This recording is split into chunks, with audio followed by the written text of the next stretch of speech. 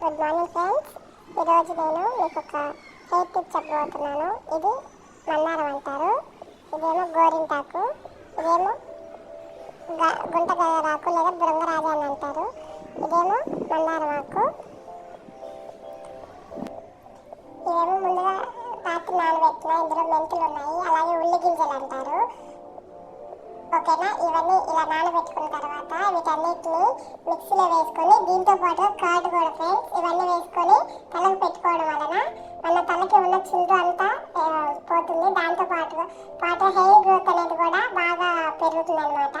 So దీంతో పాటుగా మనం ఈ పేస్ట్ చేస్తాం కదా ఫ్రెండ్, ఇది మొత్తం మిక్సీకి వేసిన తర్వాత ఈ పేస్ట్ కూడా మనం ఎలా తలకి అప్లై చేసుకోవాలో కూడా వీడియో పెడతాను ఫ్రెండ్స్.